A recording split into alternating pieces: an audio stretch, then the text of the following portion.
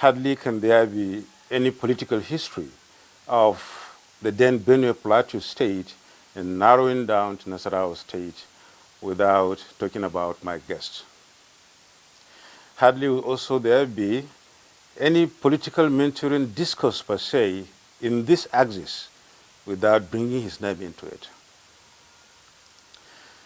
My personality this week is 76 years old. And of course, he is not any other person but Mohammed ARI GWASKA. Welcome to Reflections.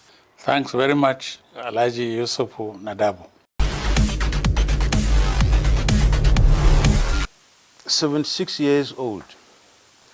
And which means you've touched about 3 schools and even more with your development in life. Briefly, tell us about your early days. Yusuf Nadabo, my early days after completing my primary, completing Government College, Kefi. I was in Zaria.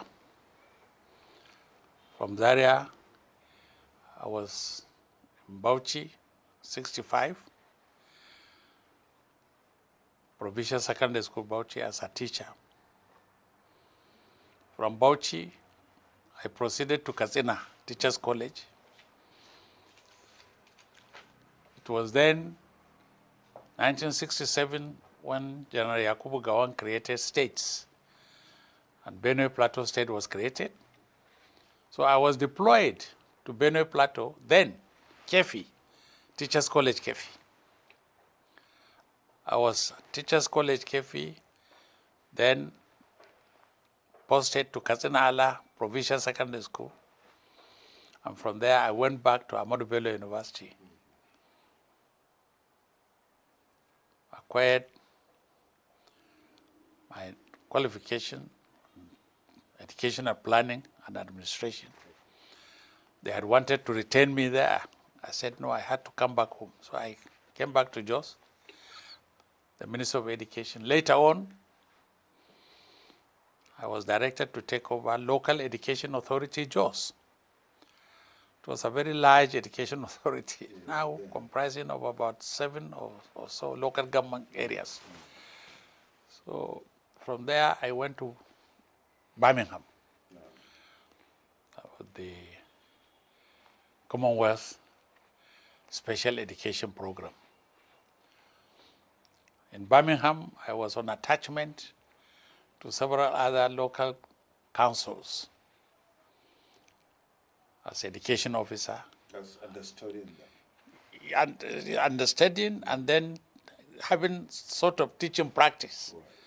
I've been practicing because I was administering the schools, supervising them, and then reporting back to the head of organization and so on.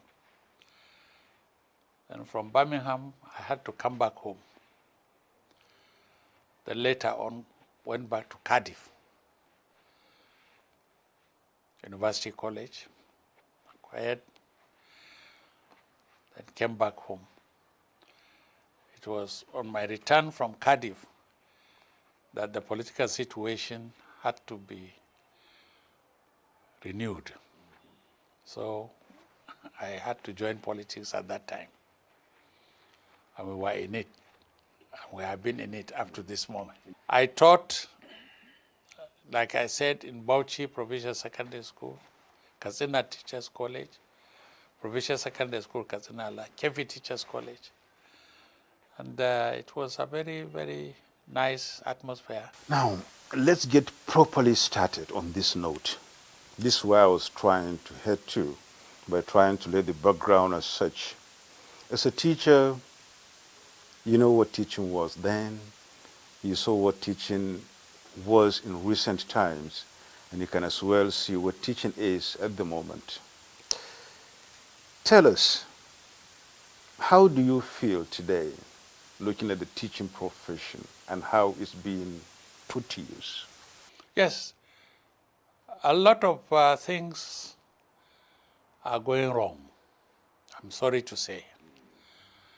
The issue is, at that time, before becoming a teacher, you have to go through proper training.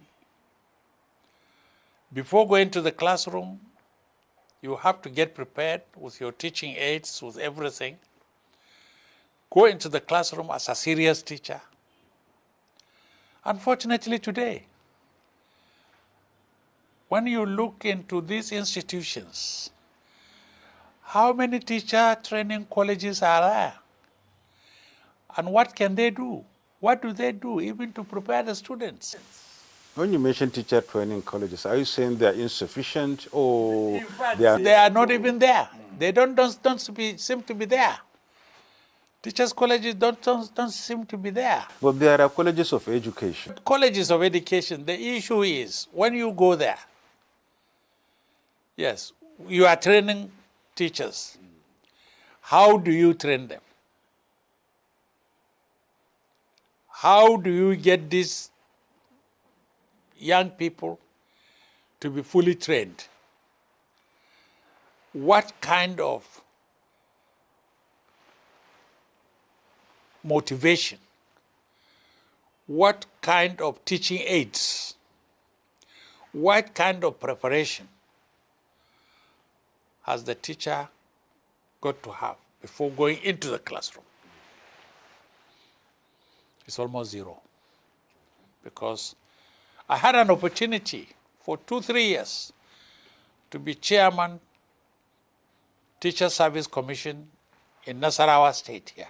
Honestly, I felt disappointed because a lot of students coming from Akwanga College of Education, when you are interviewing them, you mention what kind of teaching aids do you need to have when you are going into the classroom to teach English language? For instance, no explanation. He cannot convince you that he was really taught what to do before doing that. In fact, you find somebody with NCE coming from Akwanga or some other colleges of education to write his full application is almost impracticable. The language is not even there. He cannot communicate. But the certificate is there.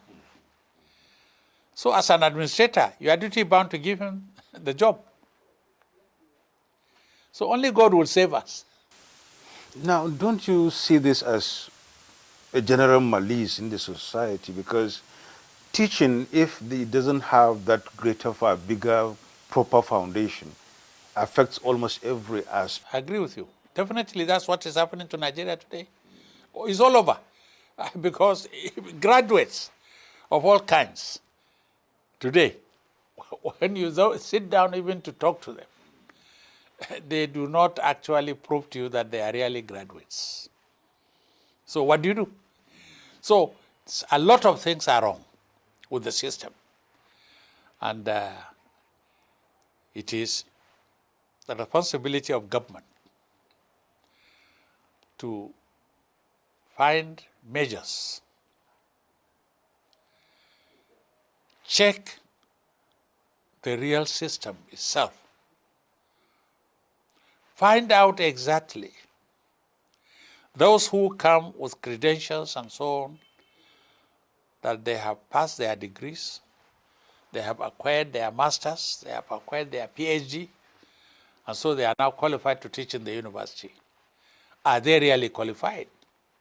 Are they really competent to teach in the university?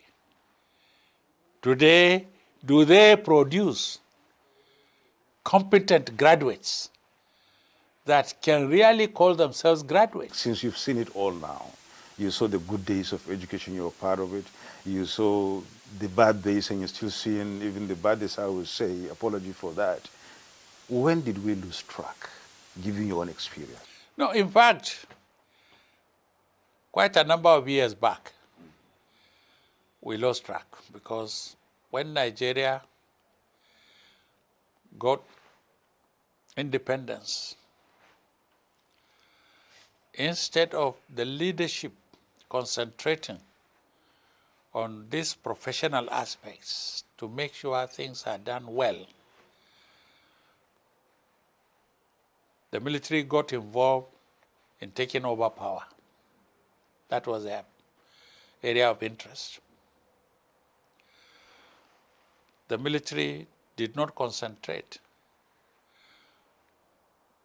did not even bother to put their attention on educational system to make sure things are maintained, things are done very well as usual, and struggle for power, struggle for supremacy actually has become the show of the day. So there is a lot of neglect in all these professional sectors. More especially when the education is not making money-making venture, where people can make lots of money and so on, because that is the area. And that is why corruption has come in. And that is why some of us admire the way Amana Buhari is showing concern. You've started talking about solution to the problem. Buhari, in maybe just some few months ago, started giving the teachers the required, attention they deserve. Yes. He gave them some, automatic employment, if I may use the word, as he put it, whenever they come out from the university. And then some states are going to follow suit, I believe. Now, in addition to this, what do you think should be done for the education sector to regain its lost glory?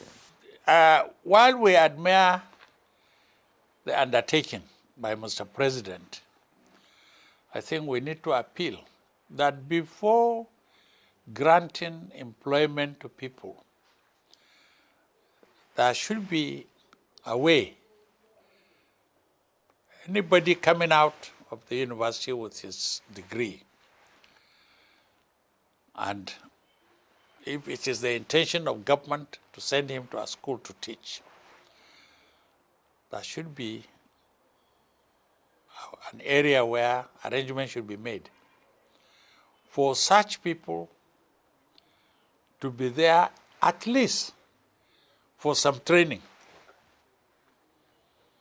Yes, make sure, yes, they have the qualities to be teachers, and they are given the weapon how to teach.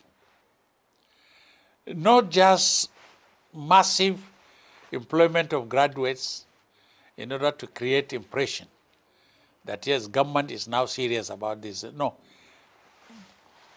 Bring them. Those interested, yes, they should come. But there should be at least an institution, a body. Some sort of a course. A course where people should learn how to put up their best when they get into the classroom.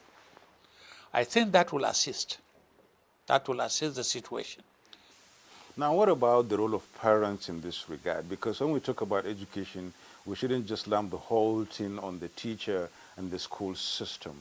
The community has its own role. Yes. The issue is the community today. Previously, the schools are not as many as we have today. Just like the population, too. Now, almost every day universities are increasing. This is in number. And the population just watch how government is doing. Now, the issue is definitely there must be a stage when government has to require assistance from the population, because government alone cannot take full responsibility for the educational system today. is too expensive. Unfortunately, not all people can afford. Not all can afford to pay what they are expected to pay for the education of their children. Specifically, what should parents do? We expect parents to cooperate with the government by ensuring that if they say, okay, registration for the academic course of so is this, parents will cooperate with the government to pay. Not to urge on the students to go on strike because they are being asked to pay so much or so much. That's what is causing confusion. Or get the teachers under the platform of ASU to create problem of demanding additional allowances, additional motivation, additional so from government before they can perform. Okay, since we are talking education, let's connect it to insecurity. And this education of a thing is more or less so much of a concern and a burden in the northern part of this country than the southern part. It will take some years, most likely, before we catch up with the southern part. And still, in this nightmare, if I may call it so, in the north, some segments linked to security, religion, and whatever in the name of Boko Haram or some other things are trying to bring down the little gains being made in education by rejecting totally the Western kind of education in schools, and then by abducting students and children of schools and girls and whatever. And this has been going on for years. Let's connect it to government's effort in trying to solve this problem. At the inception of the Buhari administration, he promised Nigerians that Boko Haram would be a thing of the past. And of course, in the first 4 years, he was able to downgrade it and make it, you know, an organization that hits on soft target instead of taking over towns and cities as before. And still, another brand of it came up. Kidnapping, banditry, and whatever in some parts of the country. It used to be in the northeast alone, and now it's all over the northwest and more or less all over the north. It's unfortunate. The issue is, more especially those of us in the north, we have to realize that problem in the north is getting worse and worse. The issue of Boko Haram, specific people coming up to say they don't even like Western education. They will do everything to sabotage efforts in actually improving Western education. That should get us committed to assist government. As who? Get us committed as who? As people in the north. Right. To move on with the educational system, no matter how difficult. If government has difficulty over funds, whatever happens, the small resources available should be utilized. But if we continue to insist that 100% of our needs must be supplied before we move ahead to the classroom to teach, then there is no understanding.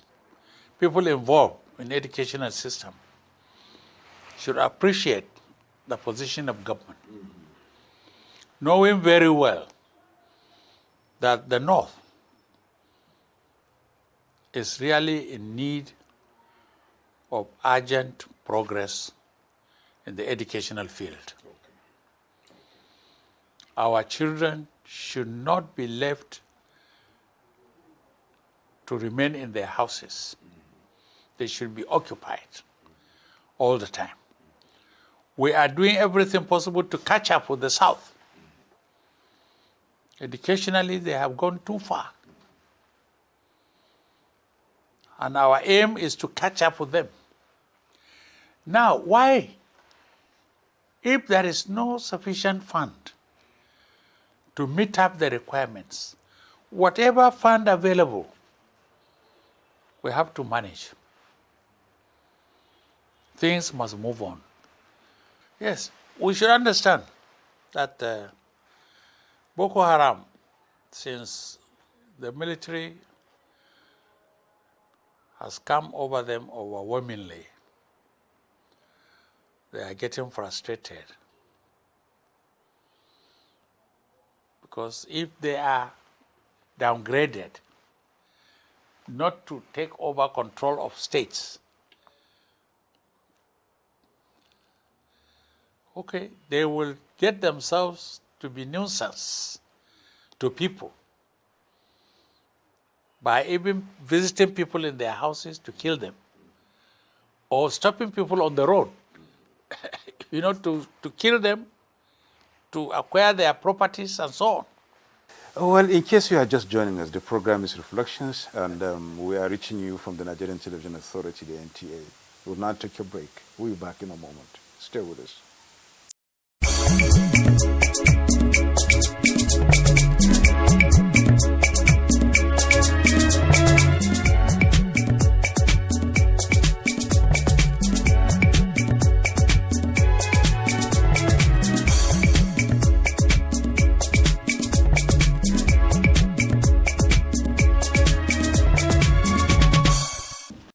Welcome back. So, you were at the Federal Character Commission as a member, as a commissioner first, and then later on as an acting chairman of the commission. And I'm bringing in this issue in order to see how united, integrated is Nigeria and how it should be given the mandate of the Federal Character Commission. Now, being a commissioner, and being at the helm of affairs there, you should have known that by now, that very institution has gone way up in bringing Nigeria into a solid federal state. Do you accept that postulation? If no, what are your concerns about integration in this country? Yes, the issue is when you create such a body, you must make sure you place in people that are competent, people that know exactly what to do, people know expectations of government and of Nigerians. Federal Character Commission was established in 1996. Unfortunately, Federal Character Commission was not known by so many people until around 2004, 2005, 2000 and something when I went there. People just heard of federal character, federal character. When I go there as commissioner representing Nasarawa, thank God, all my colleagues, including even the former executive chairman, called me Baba. They respected me. And at the usual plenary that we used to have, I had to explain to them what to do to make federal character what it should be. And I thank God, they respected me. And we issued out a lot of policies. Like, for instance? For instance, the basic issue involved is that the federal character should take responsibility to ensure equity and fair play in the disbursement of appointments among states all over the federation, including FCT. So by this, we made sure every state has a commissioner. And we have an office in every state, including FCT. Now, when employers want to recruit, the directive is that they have to do advertisement so that eligible workers will apply and people will know all over what is required. the body would come. We set up a committee in the Federal Character Commission to take charge of Central Bank, take charge of this, take charge of this ministry, that ministry, immigration, custom, and so on. They are expected to make sure that each state of the Federation is at least represented up to the level of about 3% of the total staff of that organization. 3%. Now, in most cases, you find that some states have 0%, while some have more than 10%, depending on the chief of the chief executive of that organization. He can recruit his own brothers and sisters all over. Now, but we are there to control. Now, in this way of controlling, if we find a state having up to 5%, 10%, another state having 0%, and now they are out to recruit additional staff, we do not say those already on employment should go. No.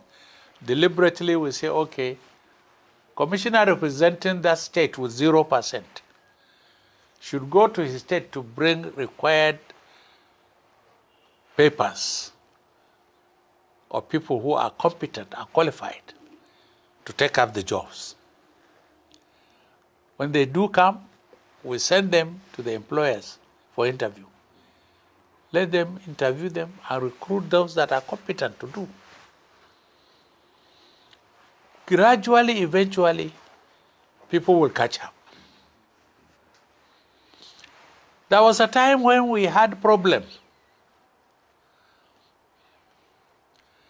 In the north, you have graduates that have third-class degree. While from the south, you get application of people with PhDs, master's degrees. Still coming down to education. Coming to education. But I initiated a policy. I said, look, when we look at the Civil Service Commission,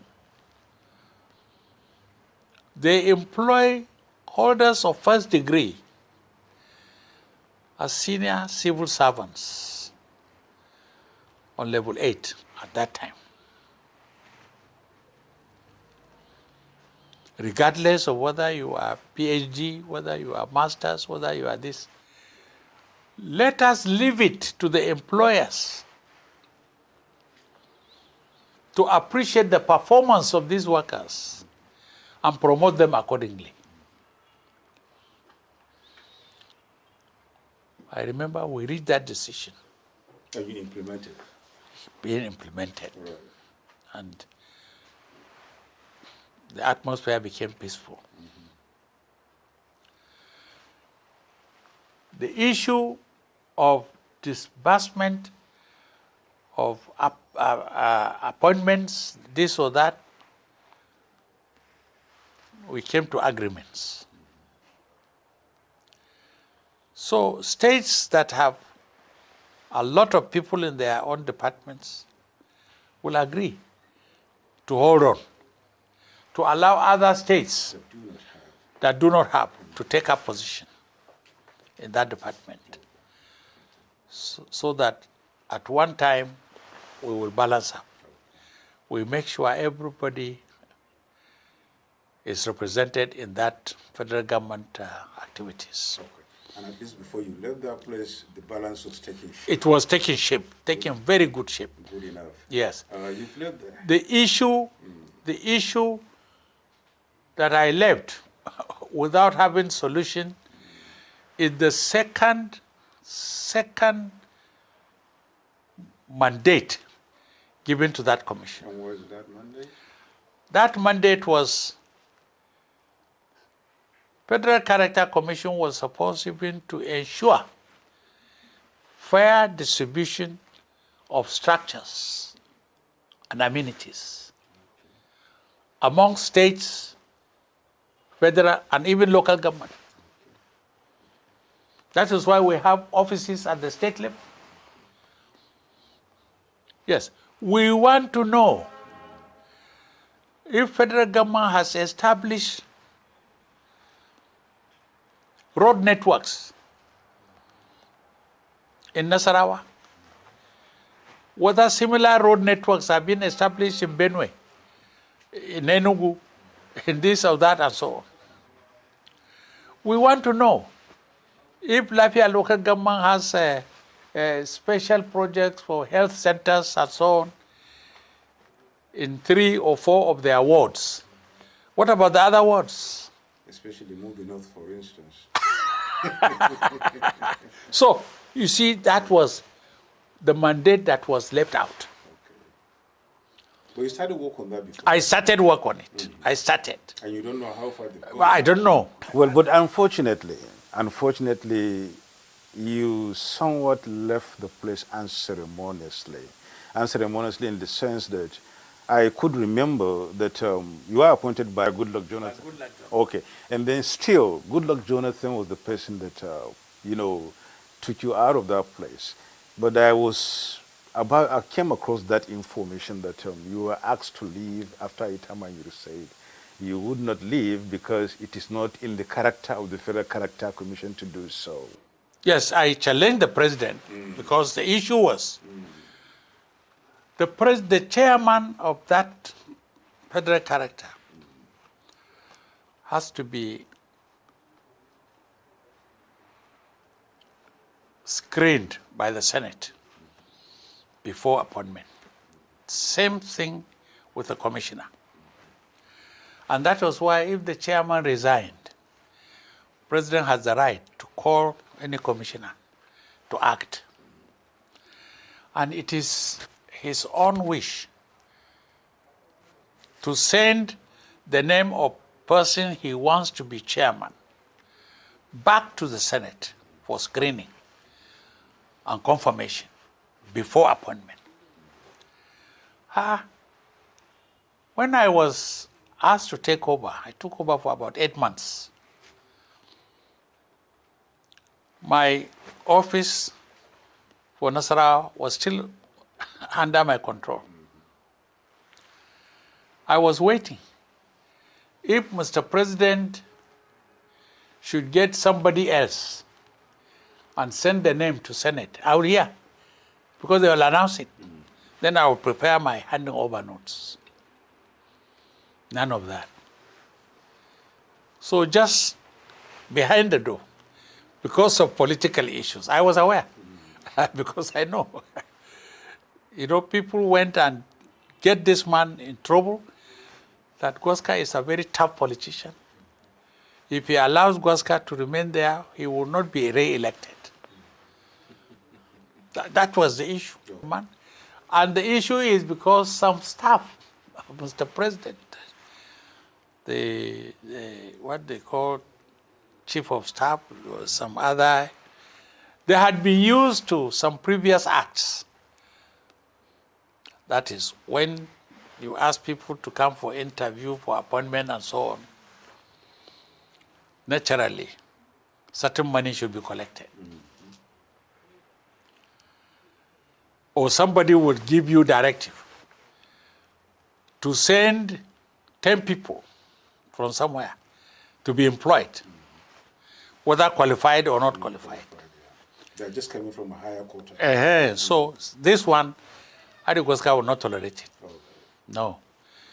And I will not receive kobo from anybody to take to anybody for this.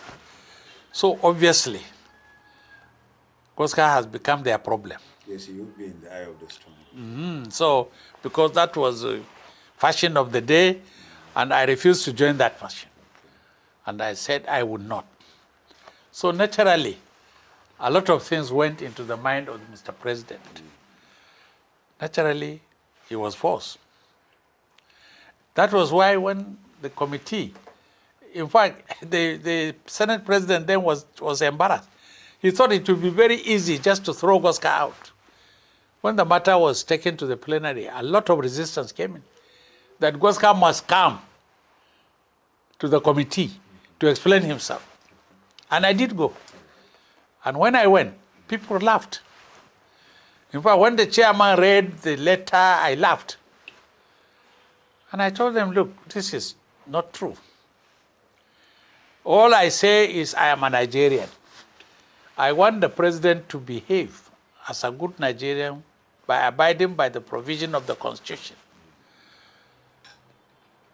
The chairman resigned. And here is the letter. President accepted his resignation before asking me to take over. Even if he is to come back, the president will need to send his name to the Senate. And when I had that name being sent for screening, I would prepare my handing over notes. Then why just come through the back door?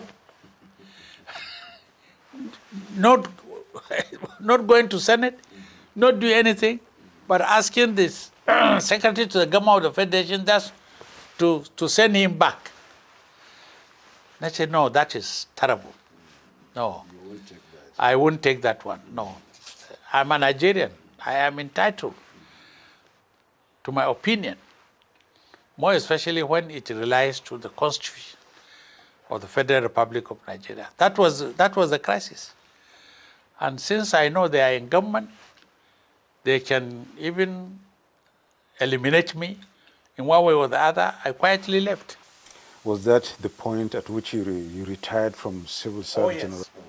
Yes, deliberately I feel, because at this age, I don't want anything that will disturb my mind. And I don't want to go on the street talking. So, but I can explain to people who come so that they know the situation that happened. You know, it's a constitutional issue. Yeah, we can see that. Yes, and I told Mr. President that it's wrong. If we say we are in a democracy, we have to tell each other the truth. Yeah. Now you retired, and from that Federal Character Commission, you came back home, and you felt the life there was not giving you the ease you wanted. You came back home, you retired to your life, a normal life, and I learned you took on to farming immediately. Yes. And you've been a farmer all the while. Exactly. What is your own comments or take on federal government's policy on agriculture, especially in the past 6 to 7 years when Buhari came on board as the president? The policy is very good, but sometimes a lot of us were worried. Good. He gave opportunity for local farmers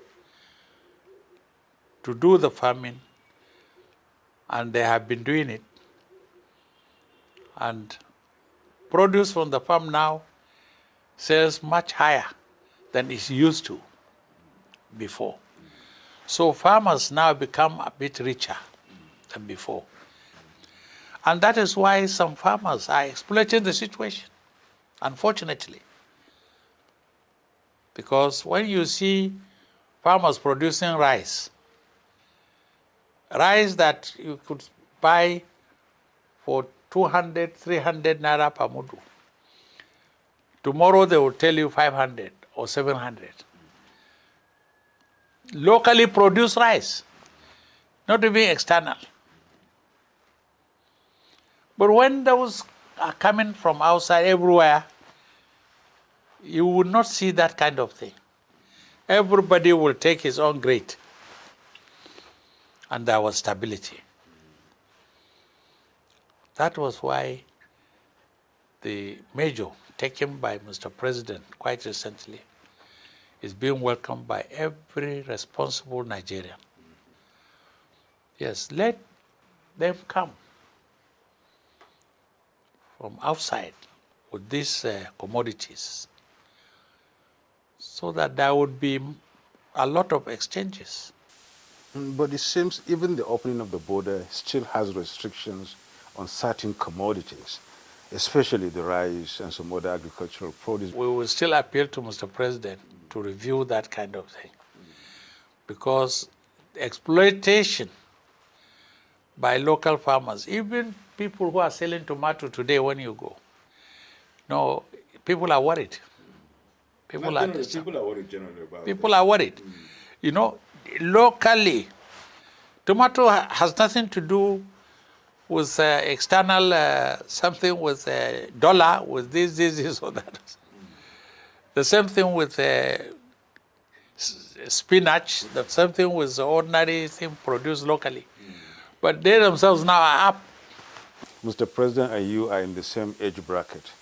And then I must say that you have that leverage like the Nigerian and much more than other Nigerians to speak to him directly. If I find the opportunity, I will get to him even personally.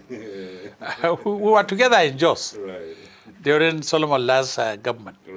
So he knew me very well, and he knew my stand in politics. So I would tell him frankly that this is the way we see things. This is the way we appreciate. And this is the way we are pleading to you, actually, to allow these things open. About small arms and other things being, we have competent security officials that can check these vehicles to make sure that they do not bring in small arms to Nigeria by whatever means, this or that, to avoid that kind of thing. But to allow prices actually to stable and get things a little bit cheaper for common people, I think it's very necessary. Oh, well, thank you, sir. We thank you so much for coming along. You're watching Reflections reaching you from the Nigerian Television Authority. We'll take another break. We'll be back in a moment. Stay with us for more on this program.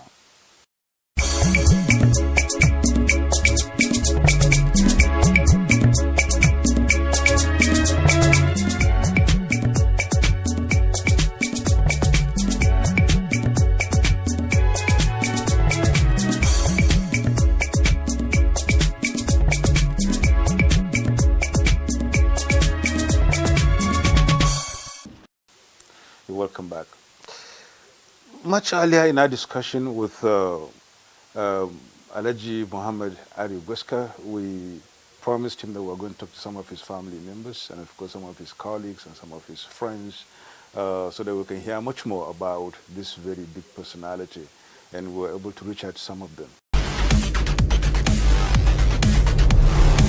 Naturally, I would say he is satisfactorily a good father figure, and I can vouch mostly for the family.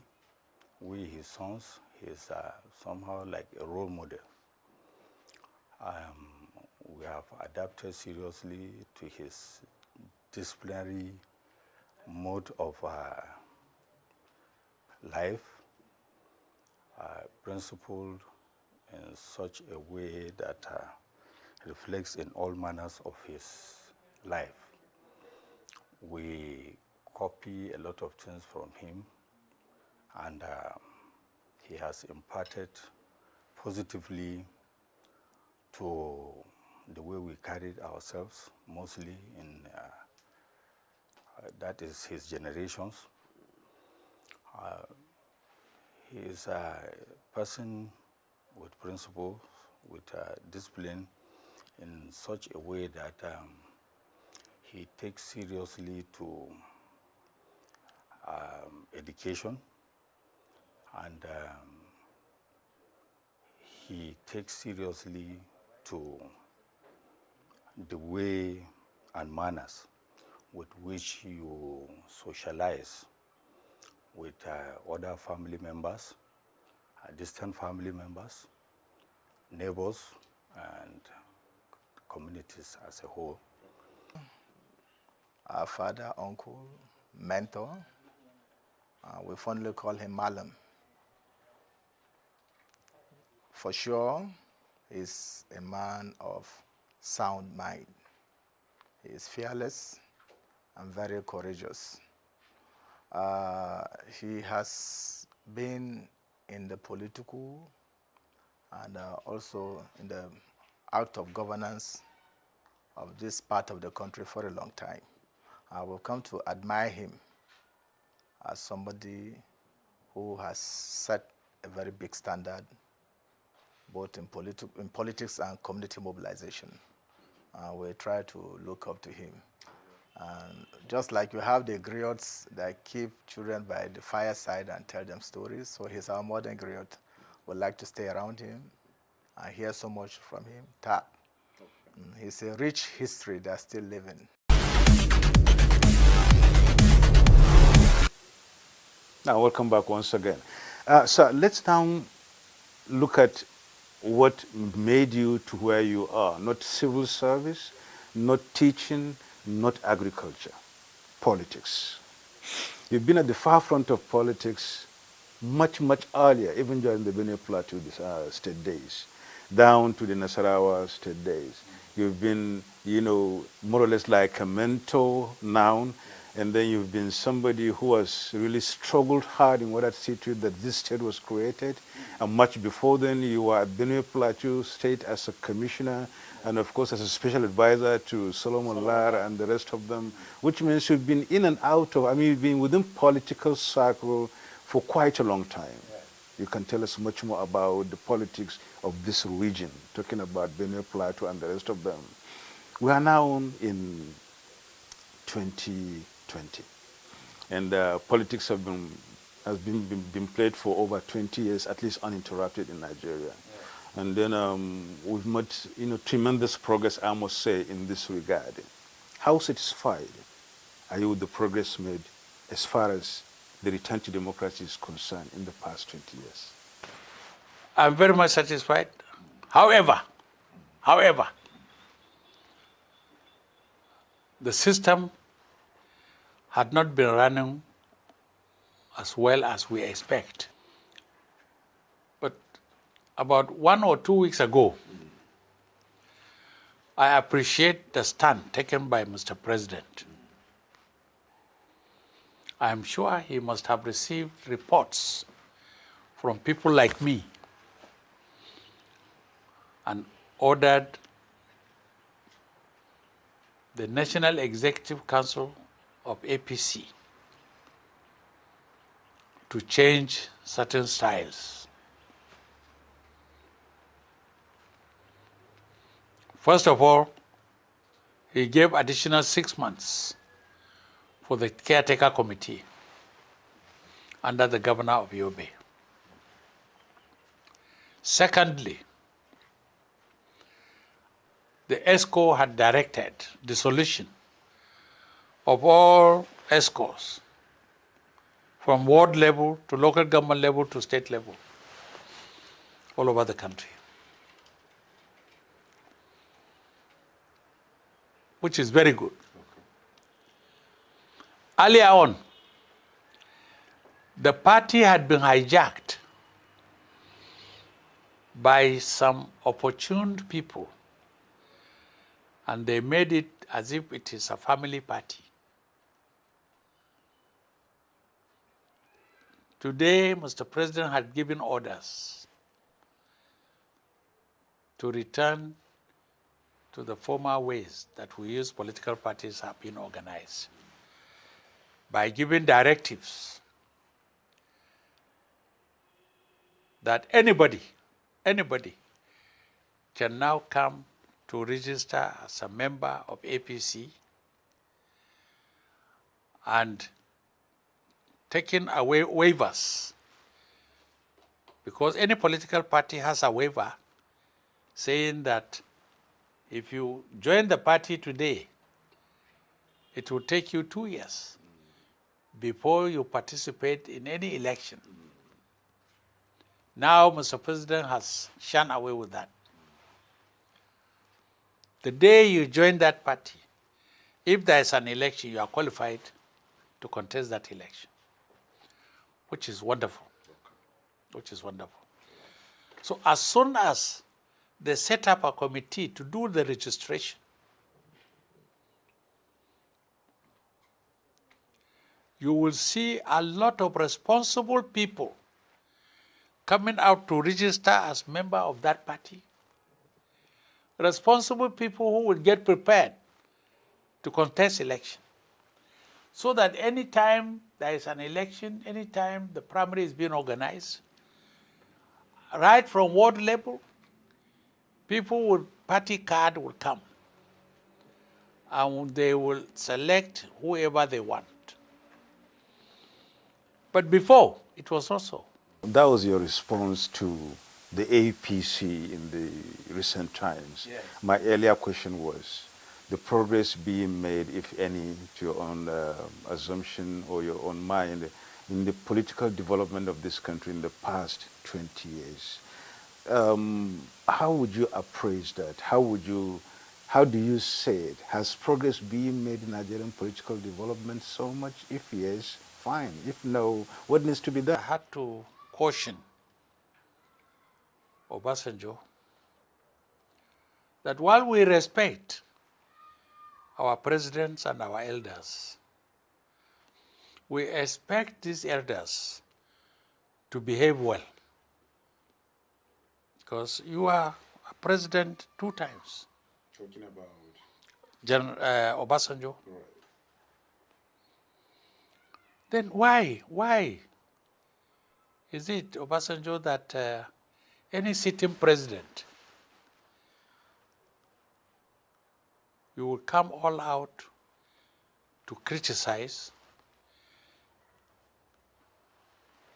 write papers, send to the markets, open letters, all this. As a gentleman, naturally, whoever comes to be president must respect you. Why not seek interview with him? Advise him, guide him. I believe in telling the truth. After all, we want any president can come. If you are once a president, behave yourself. Why do you want to bring down any president who has come to So that is the nature of politics. Right. Because the issue is a lot of these people who are elders would insist that their own choice should be made ministers. Their own choice should be made general managers. Their own choice should be made this. The huge contract from abroad should go into their company.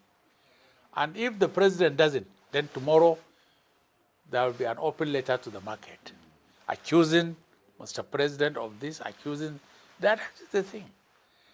So it is unfortunate.